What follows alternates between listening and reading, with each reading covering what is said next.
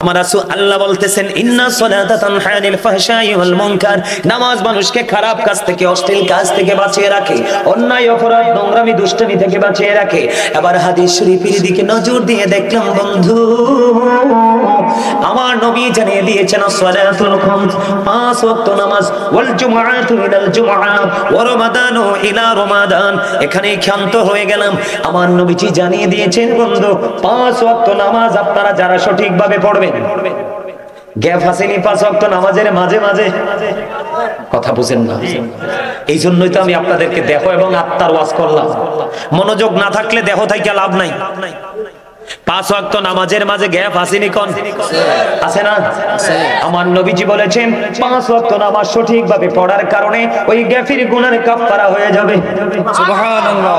আমার নবীজি জানিয়ে দিয়েছেন ওয়াল জুমআতু ইলাল জুমআ, এক জুমা থেকে আরেক জুমার মধ্যে গ্যাপ আছে না নাই? আছে। এরে যুবক, হৃদয় খুলে তোমরা শোনো, আমার নবীজি জানিয়ে দিয়েছে বন্ধু, একটা জুমা থেকে আরেকটা জুমার মাঝখানে দীর্ঘ একটি সপ্তাহের গ্যাপ। আমার নবী জানিয়ে দিয়েছেন দুই দিকের জুমা যখন তুমি সুন্দর করে পড়বা, তাহলে তোমার এক সপ্তাহের গুনার কাফারা হয়ে যাবে। আজকে একটা জুমা গেল, গত একটা জুমা গেছে, দুই জুমার মাঝখানে এক সপ্তাহের গুনাহ মাফ। সুবহানাল্লাহ। এরপরে সবচেয়ে মজার জিনিস, নিয়ামত আসছে সামনে। সম্ভবত মার্চের 12 তারিখ আমাদের রোজা, প্রথম রোজা হতে পারে।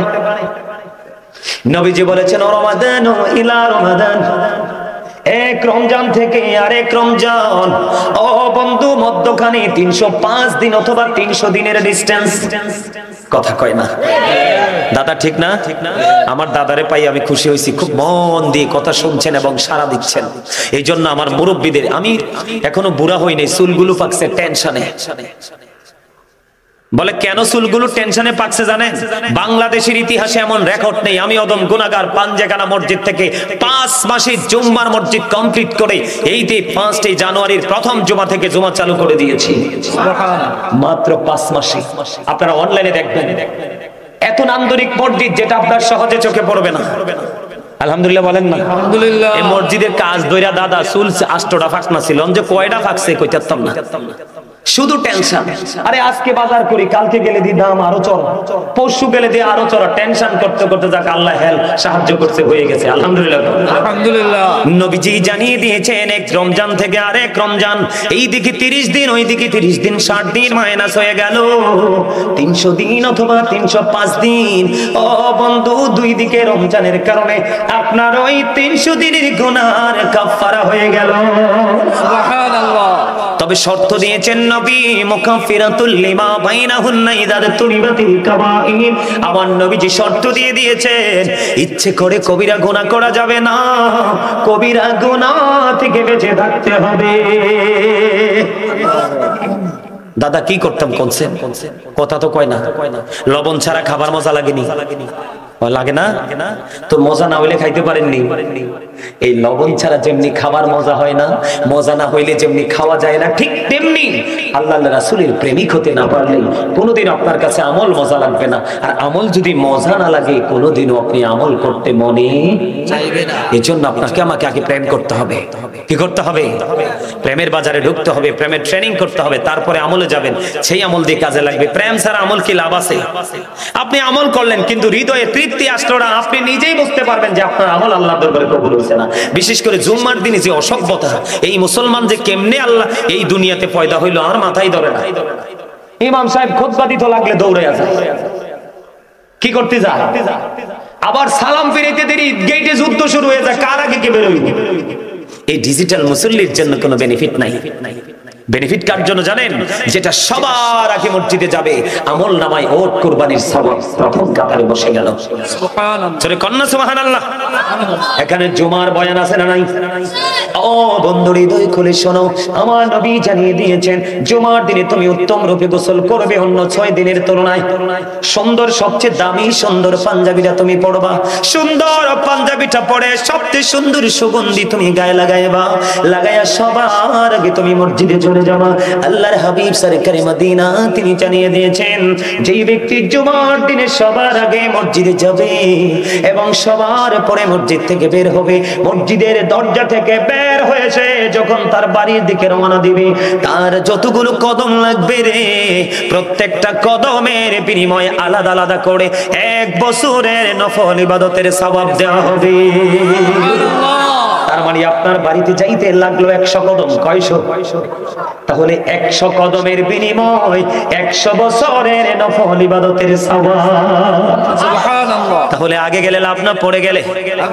পড়ে গেলে শুধু লস আর লস। আপনাদেরকে আজকে আমি বলে দেই, যারা জুমার দিন ইমাম সাহেব মিম্বরে দাঁড়িয়ে গেল, খুতবা দেওয়ার জন্য দাঁড়িয়ে গেল, এমন সময় যারা মসজিদের মিম্বরে ইমাম সাহেব দাঁড়িয়ে গেল খুতবা হাতে নিয়ে, বন্ধু আপনি নামাজ পড়তে চলে গেলেন, ইচ্ছে করে দেরি করেছেন, কারণ আপনার মধ্যে অনেক অহংকার গেট আপ কাজ করে, জাস্ট ফর্মালিটি মেনটেন করেছেন, সবাই যায় আমিও যাচ্ছি এটা মনে করে গেলেন। বন্ধুরে আমার, আল্লাহর হাবিব জানিয়ে দিয়েছেন, ইমাম সাহেব যখন খুতবা দেওয়ার জন্য দাঁড়িয়ে যায়, পৃথিবীতে প্রত্যেকটা জুমার দিন স্পেশাল ফেরেশতা আসে মসজিদের দুপাশে দাঁড়িয়ে দাঁড়িয়ে, মুসল্লি যিনি প্রথম আসবে ওনার রোল নাম্বার 1, ওনার পজিশনটা হবে অন্যতম, যিনি দ্বিতীয়বার যাবে 2 নাম্বার। দাদা ঠিক নেই? এমনি করে করে যেই ফেরেশতারা তোমার নোটবুক স্পেশাল নোট হাজিরা খাতায় জুমার মুসল্লি হিসেবে তোমার নামটা লেখা হয়, তুমি যে জুমার দিনে সবার পরে মসজিদে চলে গেছো, ওই যে স্পেশাল ফেরেশতাদের হাজিরা খাতায় তোমার নামটা উঠলো না। বলে হুজুর কেন গো?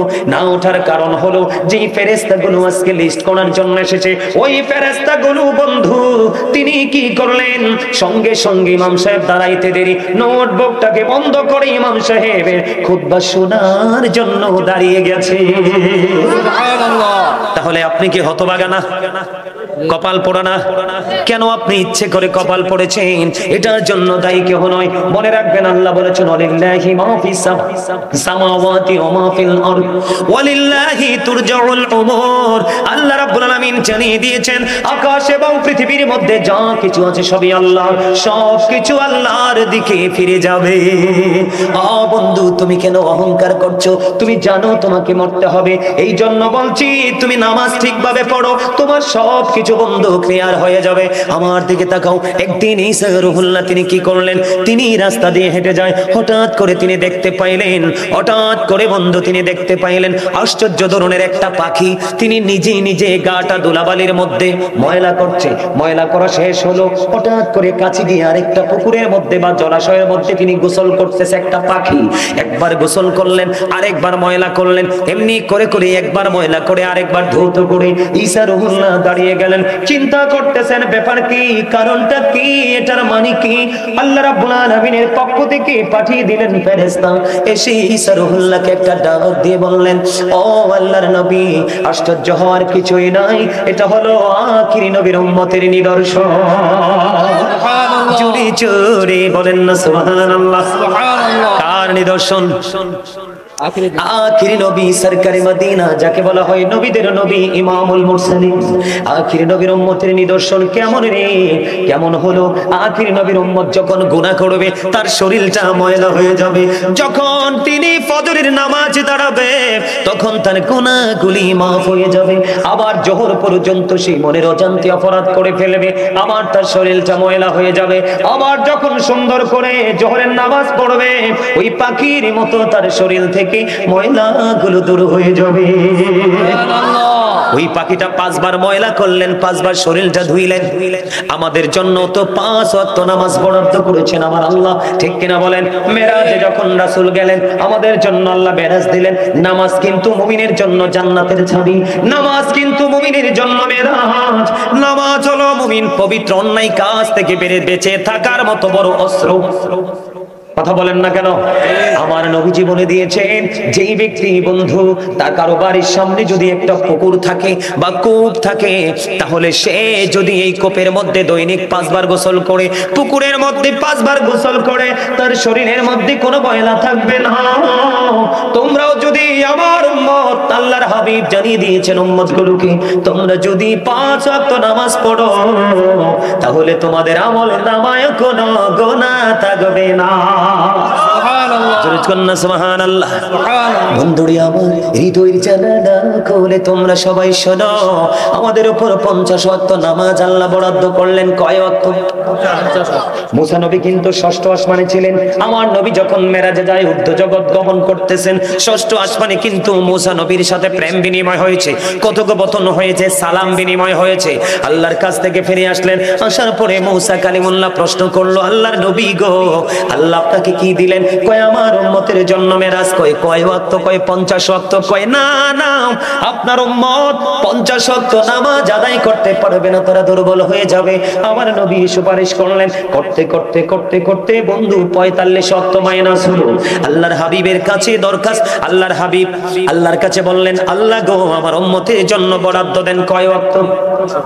আল্লাহ সেটা গ্রহণ করলেন। আল্লাহ রাব্বুল আলামিন গ্রহণ করার পরে, সমর্থন করার পরে বললেন, হাবিব আমি আপনারটা গ্রহণ করে নিলাম, তবে আমি আল্লাহ কথা দিয়েছি আমার বান্দার জন্য 50 ওয়াক্ত নামাজ। আপনার উম্মতগুলো সঠিকভাবে যদি 5 ওয়াক্ত নামাজ পড়তে পারে, তাহলে তাদের আমলনামায় 50 ওয়াক্ত নামাজের সওয়াব যাবে। জোরে জোরে বলুন না সুবহানাল্লাহ। বন্ধু, শীতের দিনে আপনাদের এলাকায় গাছের পাতা ঝরেনি? কথা কয় না, ঝরেনি? সব গাছের পাতা না। যারা বলছেন না সব গাছের না, তারা রাইট। আর যারা বলছেন সব গাছের, তারা বললে ফেলছেন আর কি, চিন্তা করেন না। তাল গাছ আর নারকেল গাছের পাতা কি ঝরে শীতের দিনে? এটা টাইম হইলে ঝরে পড়ে। নারকেল গাছের পাতা তো চুল্লা থাকলেও পড়ে না। পরে কথা কন, খেজুর গাছেরটা কি পড়ে? পরে বাপে ঝুললে ওটাই, এটা 6 মাস। আরো যেরকম একটু আপনাদেরকে হাসালাম কেন জানেন? যেন আপনারা দুর্বল না হন। বলে হুজুর গাছের পাতা জড়ার সাথে আপনার আলোচনার সম্পৃক্ততা কি? হযরত আবু যর রাদিয়াল্লাহু তাআলা থেকে হাদিস কানা বর্ণিত। আমার নবী শীতের দিনে বের হলেন। বের হওয়ার পরে তিনি চাইয়া দেখলেন গাছের পাতা বিরামহীন ভাবে জোরে জোরে পড়ছে। যখন তিনি দেখতে পেলেন গাছের পাতা বিরামহীন ভাবে জোরে জোরে পড়ছে, নবীজি গাছের ডাল ধরলেন, আবু যরকে একটা ডাক দিলেন। হযরত আবু যর উত্তর দিলেন, লাব্বাইকা ইয়া রাসূলুল্লাহ, আমি হাজির। নবীজি বললেন, হে আবু যর, চাইয়া দেখো শীতের কারণে শুষ্ক হয়ে গাছের পাতা বিরামহীন ভাবে জোরে জোরে পড়ছে। আল্লাহর প্রিয় হাবিবের উম্মতগুলো, আল্লাহর বান্দাগুলো, আমরা তার মানে আমরা যখন নামাজের মাধ্যমে আল্লাহর কুদরতি কদমে সেজদা দিব, ওই শীতের দিনের গাছের পাতার মতো আমাদের আমল নামা থেকে কোনাগুলো ঝরে যাবে। তাহলে নামাজে লাভ না লস? নামাজের আরেক নাম হলো জিকির। কি কথা কয় না? সুবহানাল্লাহ বল আল্লাহর জিকির, আলহামদুলিল্লাহ বল আল্লাহর জিকির, লা ইলাহা ইল্লাল্লাহ বল আল্লাহর জিকির, আল্লাহু আকবার বল আল্লাহর জিকির। সৎ কাজের জন্য কাউকে ডাকা আল্লাহর জিকির, অসৎ কাজের জন্য বারণ করা এটাও জিকির। নামাজ পড়া হলো আল্লাহর জিকিরের জলসা, কারণ যেটা একই জায়গায় দাঁড়িয়ে এবং বসে সম্পূর্ণ করা হয়। ও মোর খোদা, আমার লেখা একটা গজল শুনতে চান? ঠিক আছে, গাইবো। তো সৎ কাজের জন্য ডাকা এটাও আল্লাহর জিকির, অসৎ কাজের জন্য কাউকে বারণ করা এটাও জিকির। নামাজ হলো আল্লাহর জিকিরের জলসা, যেটা একই জায়গায় দাঁড়িয়ে এবং বসে সম্পূর্ণ করা হয়, এটাকে বলা হয় জিকিরের জলসা। আর হজ হলো জিকিরের জুলুস, কারণ যেই আমলটা বিভিন্ন জায়গা পরিদর্শন করে সম্পূর্ণ করা হয়, এটাকে বলা হয় জিকিরের জুলুস। ঠিক না? ঠিক। এখন আপনারা জিকির করছেন নি? করেননি? 2-4 জন হয়তো করেন, ম্যাক্সিমাম লোকই তো করেননি। এখন নামাজ যে পড়েন, জিকির যে করতে যান, জিকির করতে গেলে তো কিছু কন্ডিশন আছে। এই কন্ডিশন কি মানতে পারেন? পারেন না। বিশেষ করে ওই যে কইছিলাম কিছু সাইড এফেক্ট আসবে। বিশেষ করে যুবক ভাইরা, তোমরা যে জিন্স প্যান্টটা পরো, এটা কি নাভির উপরে থাকে না নিচে? কথা কয় না। আর এটা উপরে থাকে না নিচে? শরমের কিচ্ছু নাই, আমি জানি। কই থাকে? আর জোরে যুবকরা কাও। নাভির কমপক্ষে 3 থেকে 4 আঙ্গুল নিচে, ঠিক না? নিচে দিয়া শুধু টাকটুর নিচে না, একবারে মুরার নিচে, ফ্যানের তলা ক্ষয় হয়, জুতা ইনটেক। ঠিক না? ঠিক। বলে হুজুর কেন আসলেন এখানে? কারণ নামাজের সাথে সম্পৃক্ততা আছে পোশাকের। আল্লাহ বলেছেন লিবাসুত তাকওয়া যালিকা খায়র। আল্লাহ রাব্বুল আলামিন বলে দিয়েছে, বন্ধু পুরুষের পর্দা হলো, পুরুষের পরশ পোশাক হলো উপর দিয়ে নাভি বরাবর আর নিচের দিক দিয়ে টাকনোর উপরে। এই কন্ডিশনে পোশাক পরা ঈমানদার পুরুষের জন্য ফরজ।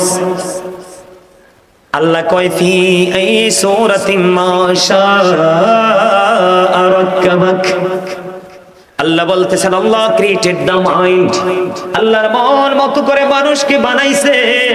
সূরা ৩ আল্লাহ রাব্বুল আলামিন বলেছেন লাকাদ খালাকনাল ইনসানা ফি আহসানি তাকবীর। আল্লাহ রাব্বুল আলামিন বলে দিয়েছেন বন্ধু মানুষকে সুন্দর করে সৃষ্টি করেছে। কি করে? কথা কয় না। এই সুন্দর মানুষকে আরো সুন্দর রাখার জন্য আল্লাহ রাব্বুল আলামিন পোশাক দিয়েছেন। এখন এমন পোশাক আমরা পরছি যে এই পোশাক আমাদের লজ্জাস্থানকে ঢাকতে পারে না। কথা কন না কেন?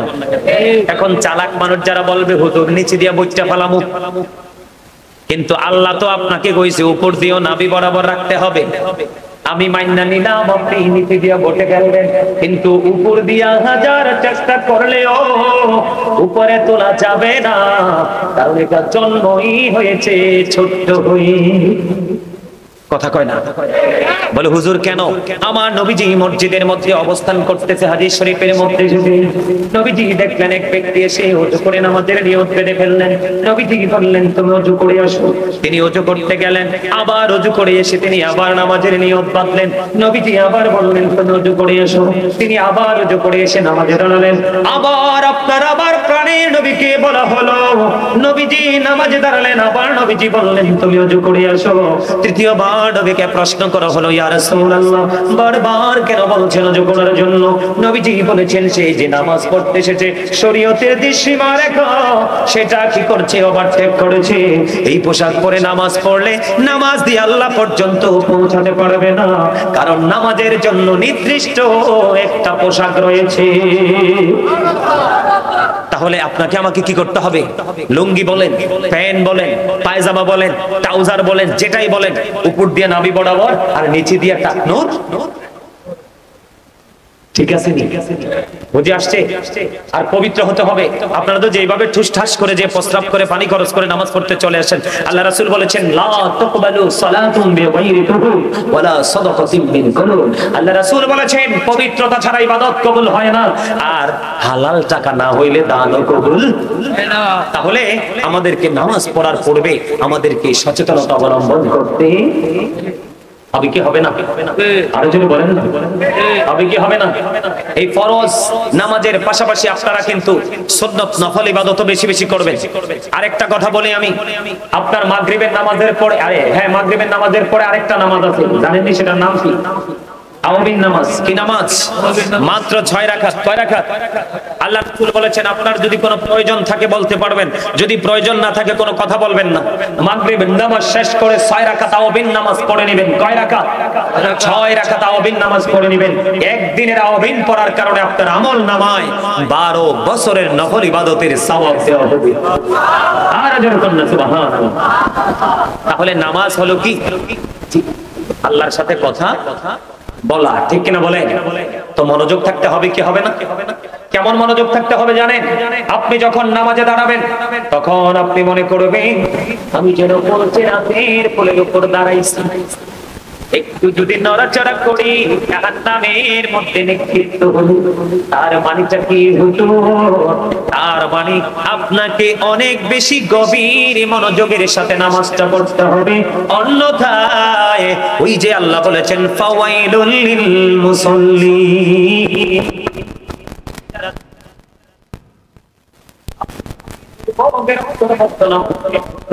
হয়ে যাবে। এই জন্য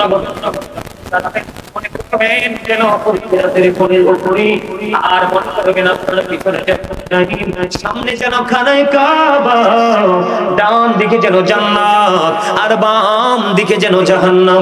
এই চিন্তায় এই মানসিকতা নিয়ে একেবারে একাগ্র চিত্তে নামাজ চালিয়ে যাবেন।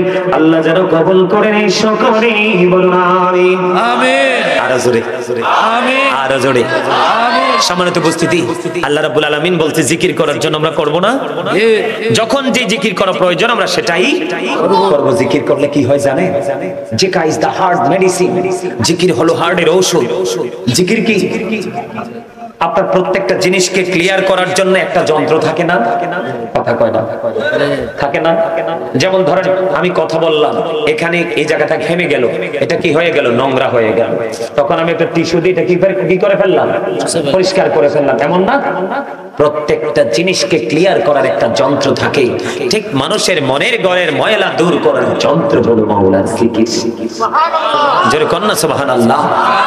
আল্লাহ রাসূল বলেছেন তোমরা জিকির এমন ভাবে করো মানুষ দেখলে যেন তোমাদেরকে পাগল বলে।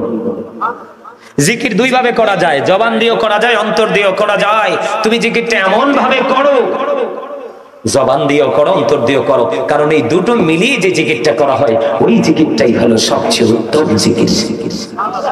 আর জোরে কন্না সুবহানাল্লাহ। এই যে আজকে মাহফিলে এসেছেন, হেঁটে হেঁটে আসছেন কিনা? কথা কয় না? আরে মজার বস্তু, হাইটা হাইটা আইছেন কিনা? কেউ যদি জিকির করার জন্য 1 বিঘা পরিমাণ লার দিকে এগিয়ে যায়, আল্লাহ তার দিকে 1 গজ পরিমাণ এগিয়ে আসে। বন্ধু, কেউ যদি 1 হাত পরিমাণ এগিয়ে যায় রে, আল্লাহ তার দিকে 2 হাত পরিমাণ এগিয়ে আসে। সুবহানাল্লাহ। আমরা জলসায় বসে জিকির করছি কিনা? পৃথিবীর জলসায় বসে বসে যখন কেউ মালিকের জিকির করবে, মালিক তার চাইতে উত্তম জলসায় তার জিকির করবে। সুবহানাল্লাহ। আর জোরে কন্না সুবহানাল্লাহ। বন্ধু, সবচেয়ে বড় মজার যে পয়েন্টটা, সবচেয়ে যেটা দারুণ, আল্লাহ রাসূল জানিয়ে দিয়েছেন কেউ যখন হেঁটে হেঁটে আল্লাহর দিকে জিকির করতে করতে জিকির করার জন্য যায় রে, আল্লাহ রাব্বুল আলামিন তার দিকে দৌড়ে এসে ধরা দেয়। সুবহানাল্লাহ। আল্লাহ যদি ধরা না দেয় আপনি আমি সারা জীবন খুঁজে পাবো? এই জন্য আল্লাহকে রাজি করতে হলে আমাদের কি করতে হবে? বেশি বেশি করে জিকির করতে হবে। বেশি বেশি করে জিকির করতে হবে। এখন জিকির তো সব আমি বলেই দিলাম আপনাদেরকে। আল্লাহ বলেছেন ফাযকুরুনি আযকুরকুম, remember me then I will remember you. Allah এখানে ক্ষান্ত নয়। আল্লাহ রাব্বুল আলামিন বলেছেন ইয়া আইয়ুহাল্লাযীনা আমানু যকুরুল্লাহা যিকরান কাসীরা ওয়াসাব্বিহুহু বুকরাতাও ওয়াসীলা। আল্লাহ ইমানদারদেরকে ডেকে বলেছেন বেশি বেশি করে জিকির করো, সকাল সন্ধ্যা আল্লাহর পবিত্রতা বর্ণনা করো। সুবহানাল্লাহ কয় না? জিকির করার কিন্তু কোনো কন্ডিশন নেই। ফাযকুরুল্লাহা কিয়ামান, দাঁড়িয়ে দাঁড়িয়ে জিকির করো, উকুউদান বসে বসে জিকির করো, ওয়া আলা সুনুবিকুম শোয় শোয় জিকির করো। তারপরেও জিকির বন্ধ করা যাবে না। বন্ধুরে আমার, সবচেয়ে বড় মজার জিকির হলো নামাজ। যেই নামাজ আল্লাহর সাথে কথা বলা হয়, যেই নামাজ জান্নাতের চাবি হয়ে আসে, যেই নামাজ মেরাজ হয়ে আসে রে, যেই নামাজ, যেই জিকির মানুষকে সকল নোংরা কাজ থেকে বন্ধু বাঁচিয়ে রাখে, ওই জিকির আমাদের জীবনে বেশি বেশি করা প্রয়োজন। আরো জোরে বলেন ঠিক না বেঠি? আল্লাহর হাবিব বলেছেন তোমরা যখন জান্নাতের বাগানে আসা যাওয়া করো তখন ওখান থেকে তোমরা ফল খেয়ে নিও। ইয়া রাসূলুল্লাহ, জান্নাতের বাগানের ফলটা কি? আমি কি একটু বলবো? বিভিন্ন ফলটা সুবহানাল্লাহ আলহামদুলিল্লাহ লা ইলাহা ইল্লাল্লাহ সুবহানাল্লাহ আলহামদুলিল্লাহ লা ইলাহা ইল্লাল্লাহ লা ইলাহা ইল্লাল্লাহ লা ইলাহা ইল্লাল্লাহ। আরশি কুরসি লৌহ কলম সৃষ্টি জাহান ওসিলা, আরশি কুরসি লৌহ কলম সৃষ্টি জাহান ওসিলা। নিজে আল্লাহ খুশি হইয়া নাম রাখলেন হাবিবুল্লাহ সুবহানাল্লাহ আলহামদুলিল্লাহ মহব্বতে লা ইলাহা ইল্লাল্লাহ সুবহানাল্লাহ আলহামদুলিল্লাহ লা ইলাহা ইল্লাল্লাহ লা ইলাহা ইল্লাল্লাহ লা ইলাহা ইল্লাল্লাহ। নামের সাথে নাম মিশাইয়া যারে আল্লাহ পাঠাইলা নামের সাথে নাম মিশাইয়া যারে আল্লাহ পাঠাইলা আনি যে আল্লাহ দোস্ত বলে তাহার প্রেমে মজিলা সুবহানাল্লাহ আলহামদুলিল্লাহ লা ইলাহা ইল্লাল্লাহ সুবহানাল্লাহ মুহাম্মাদে আলহামদুলিল্লাহ লা ইলাহা ইল্লাল্লাহ লা ইলাহা ইল্লাল্লাহ লা ইলাহা ইল্লাল্লাহ শাহাদাতের বাণী ঠোঁটে আসিলেন কামলিওয়ালা শাহাদাতের বাণী ঠোঁটে আসিলেন কামলিওয়ালা মক্কাতে ফুটিল রবি নূরে মিন নূরে আলা সুবহানাল্লাহ আলহামদুলিল্লাহ লা ইলাহা ইল্লাল্লাহ লা ইলাহা ইল্লাল্লাহ মুহাম্মাদুর রাসূলুল্লাহ সাল্লাল্লাহু আলাইহি ওয়াসাল্লাম জোরে জোরে বলেন আলহামদুলিল্লাহ। এখনো আপনারা দুর্বলে রয়ে গেছেন অনেকে। এই মিয়া কতটা মনোযোগের সাথে জিকির করতে হবে, কতটা মনোযোগের সাথে নামাজ পড়তে হবে জানেন? ইমাম বুখারী নামাজে দাঁড়ানোর পরে ওনাকে বিষাক্ত ভিমরুল পোকা কামড় দিলেন, কিন্তু ওনার ওই বিষাক্ত পোকার কামড়ের বিষে ওনাকে কিছু করতে পারলেন না। নামাজ যেমনি ধরছেন তিনি নামাজ শেষ করেছেন, করার পরে উনি ওনার ছাত্রকে বললেন জুব্বাটা একটু উঠিয়ে দেখো তো কি। জুব্বাটা উঠানোর পরে দেখলেন বিষাক্ত পোকা ওনাকে 10টা কামড় দিছে। কয়টা? ছাত্র তো পুরো অবাক, হুজুর আপনাকে একটা একটা করে 10টা পোকা কামড় দিল, আপনি কেমন করে নামাজ চালিয়ে গেলেন?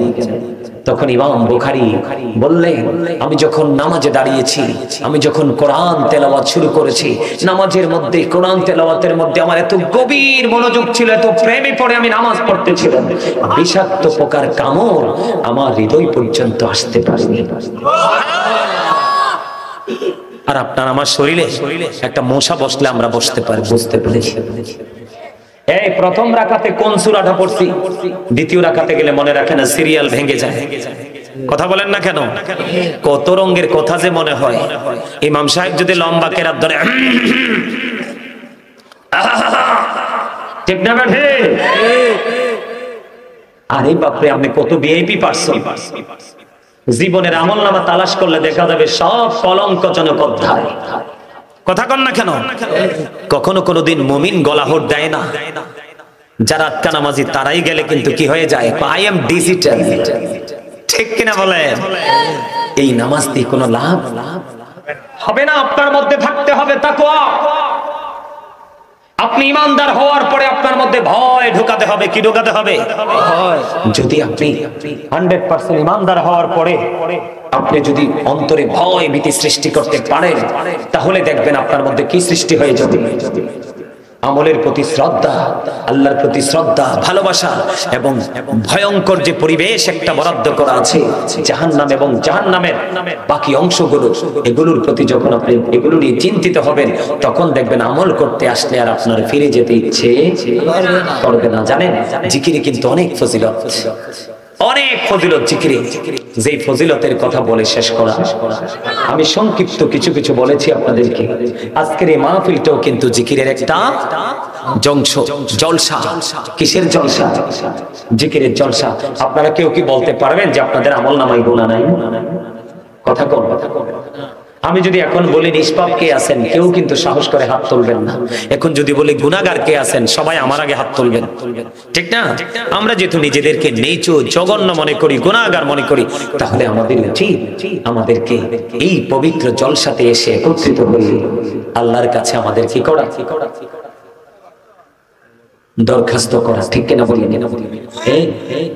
এই যতক্ষণ পর্যন্ত আপনার আমার অন্তরে ভয় সৃষ্টি না হবে ততক্ষণ পর্যন্ত কিন্তু আমরা আল্লাহর কাছে অনুতপ্ত হতে পারবো না।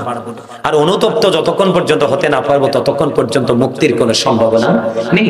আল্লাহ রাসূল বলেছেন, আপনি যদি ভয় করে পরকালের কথা চিন্তা করে আল্লাহর দরবারে হিসাব দিতে হবে, বিভিন্ন ধরনের ভয় ভীতি অন্তরে সৃষ্টি করে আপনি যদি কান্না করেন মাছির মাথার সমপরিমাণ, কিসের সমপরিমাণ?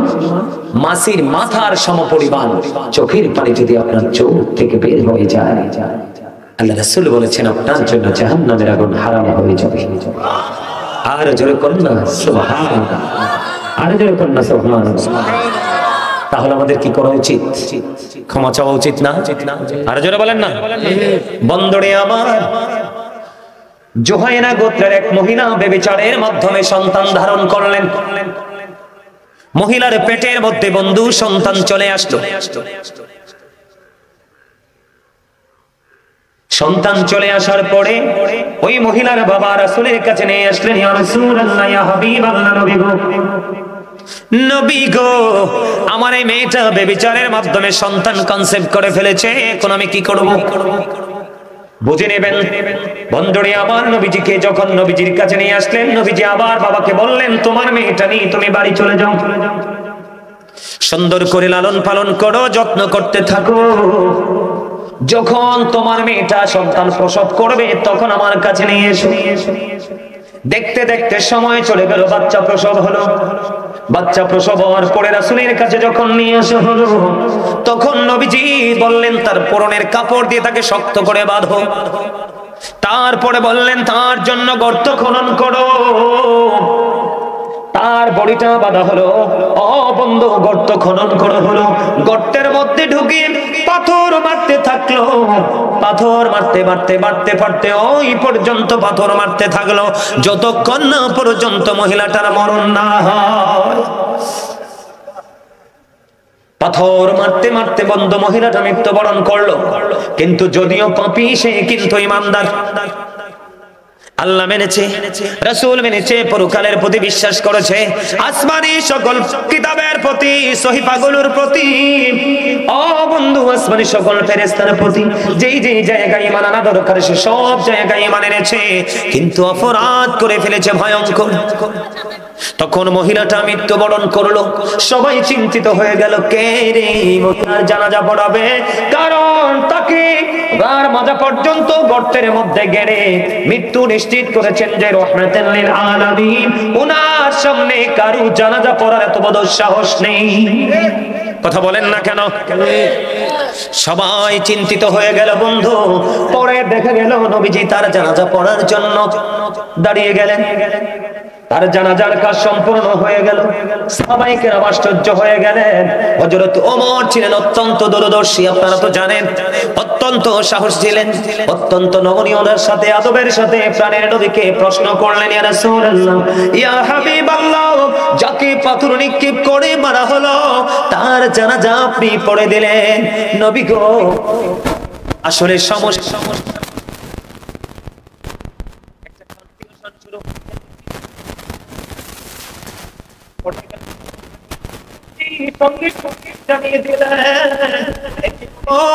ওই মহিলা যে তওবাটা করেছে, মদিনার 70 জন পাপীকে ভাগ করে দিলে 70 জন পাপীর ক্ষমার জন্য যথেষ্ট হয়ে যাবে। সুবহানাল্লাহ। বুঝতে পারছেন নি? এত জঘন্য পাপ করার পরেও তার তওবার পাওয়ার ছিল তো বেশি। আপনি আমি তওবা করব, জীবনে অতীতে যে গুনাহ করেছি সব গুনার জন্য সব সময় লজ্জিত থাকবো, জীবনে কোনো দিন আর পাপ করব না, সেই প্রতিশ্রুতি দিব। দেব কি দিব না? যার হক নষ্ট করেছি সম্ভব হলে ধীরে ধীরে তার কাছ থেকে তার হক যা আছে তা ফিরিয়ে দিয়ে আমরা কি করব? তার কাছ থেকে ক্ষমা চেয়ে নিব।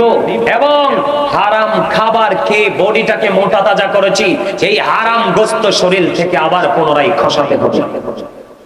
এইরকম শক্ত তাকওয়া নিয়ে যদি আমরা তওবা করতে পারি তাহলে আমাদের সেই তওবা দিয়ে আমরা পরিত্রাণ পাবো। ঠিক কিনা বলেন? খালিস তওবা। এখন আমরা তো নামাজই পড়ি না, তওবার শিক্ষা পাবো কোত্থেকে? আমরা তো নামাজই পড়ি না, জিকিরই করি না। এই যে আমি দুরূদ পড়লাম, শুরুতে আপনারা কিন্তু পড়েননি, কেমন জানি দুর্বল দুর্বল ছিলেন, এই জন্য আপনাদেরকে আমি দুর্বল বলেছি। সম্মানিত উপস্থিতি, জুম্মার দিনে কেউ যদি রাসূলকে ভালোবেসে মাত্র 80 বার দুরূদ পড়ে, তার 80 বছরের সগীরা গুনাহ আল্লাহ মাফ করে দেন। সুবহানাল্লাহ। দুরূদ পড়তে কি কোনো কষ্ট হয়? প্রাণ ভরে মন মজি দুরূদ পড়া যায় না? বন্ধুরে আমার, দাইলামি শরীফের মধ্যে এসেছে হাদিস খানা, হাদিসের রাবী হলেন হযরত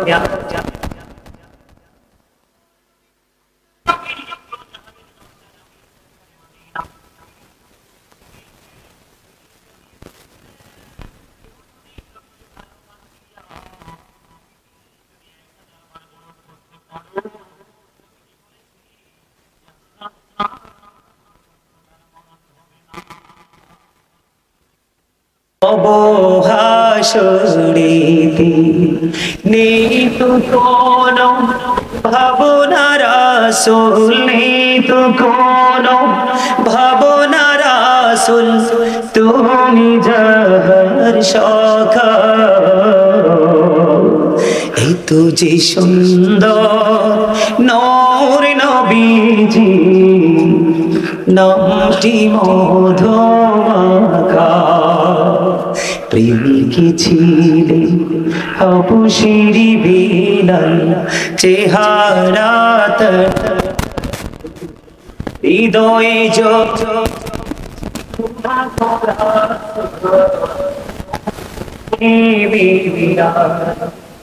নবীর প্রেমের ইতিহাসে, নবীর প্রেমের ইতিহাসে এই নামটি আছে লেখা।